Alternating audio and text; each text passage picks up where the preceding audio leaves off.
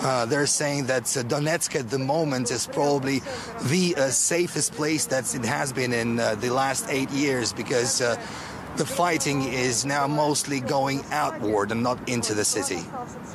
Well, let's go live now to Patrick Henningsen, geopolitical analyst and executive editor of 21stCenturyWire.com. Patrick, thanks for joining us today.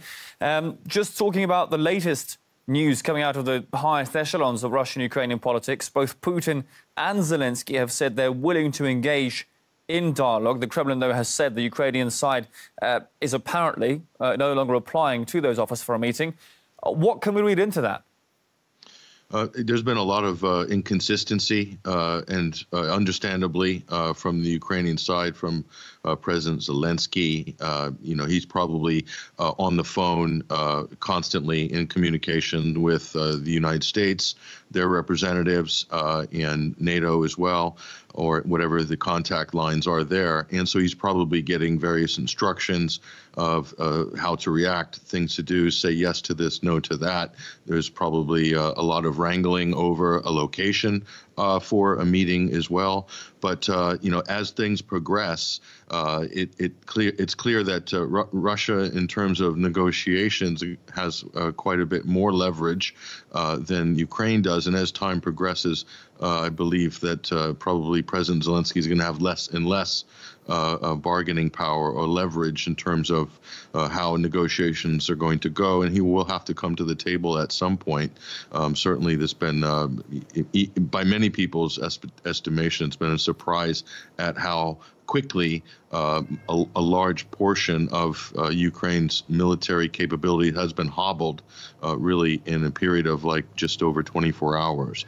So certainly the neutrality issue, NATO membership, that's probably at the top of the list. If there's any concessions eventually made in that department, that's going to come as a huge political blow to the West and all of the countries that have been backing and arming the government in Kiev for all these years, and who have been basically turning a blind eye to the civilian casualties and the human cost in the Donbass for the last 8 years. We understand Ukraine's been handing out thousands of firearms, automatic weapons to civilians who want to fight the Russian army who's incoming to the capital. What do you think they hope to achieve? I think it's understandable the government obviously wants to defend Ukrainian territory, but where do you think the guns are going to end up when the conflict's over, and what will happen to those untrained civilians who will be coming up against the Russia's military? Probably not much. That looks like a last-ditch act of desperation. Usually when they're talking about, universal conscription, there's no age restrictions. That means really they're talking about younger soldiers and things like that. That's usually a last-ditch act of desperation by any regime or any government in that position. So it's not really coming from a position of strength. If you need to make public calls about civil contingencies or try to mobilize citizens into the military, if those sort of arrangements are not made in advance, if that's not part of standard protocol in how the government is relating to the civilian population long before any conflict, then that shows that there's a level of disorganization among the government, and you don't really have a fully functioning state. And I think a lot of people will argue that, on many levels, Ukraine has been a kind of a failed state in some sense after the coup in 2014, but just by the nature of the fact that they don't have the military hierarchy don't have full control over all of their paramilitary units. We're talking about the Azov battalions and some of the more extreme radical extreme right-leaning military units that Russia and Moscow has complained about that are not under the full control of the unified Ukrainian military hierarchy. And hence, this is why you probably have all of these civilian casualties, shelling in the Donbass. And at the same time, the government in Kiev has been denying that they've been firing or broken ceasefire protocols regarding the Minsk Accords and so forth. So that level of deniability is always very convenient if you have sort of freelancing units within your military structure. The Russian defense ministry has claimed today that US advisors are allegedly running the show in Ukraine, telling the army what to do. And at the same time, we've seen claims again from the Russian military that Ukrainian artillery units are being placed in residential areas. Again, surely that raises the risk of civilian casualties of urban warfare rather than reducing it.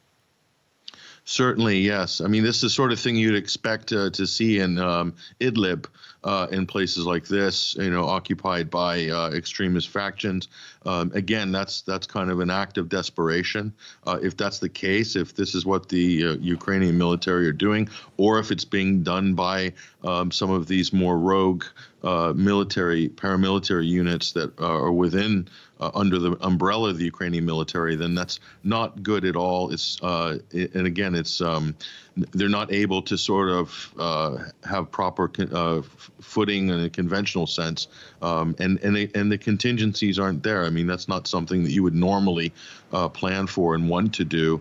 It's certainly you'd expect to see that from some other countries and other sort of situations, but not a country as big and with as much resources as Ukraine has. So that's kind of surprising that they would, if indeed they're doing that sort of practice. All right, so that's all we have time for this hour. Patrick Henningsen is geopolitical analyst and executive editor of 21stCenturyWire.com. Thanks for your time here today. Okay, thank you. Well, the Russian Defence Ministry has released an update on its Ukraine operation, which Western powers are denouncing as an invasion. Now, according to the report, Donetsk and Lugansk republics' troops are advancing with the support of Russian forces. They've moved 25 kilometres west beyond the former contact line into territory that was until now held by Kiev. Numerous Ukrainian soldiers have reportedly surrendered, laying down their weapons. Russian airborne troops now control the exclusion zone surrounding the former Chernobyl nuclear power plant.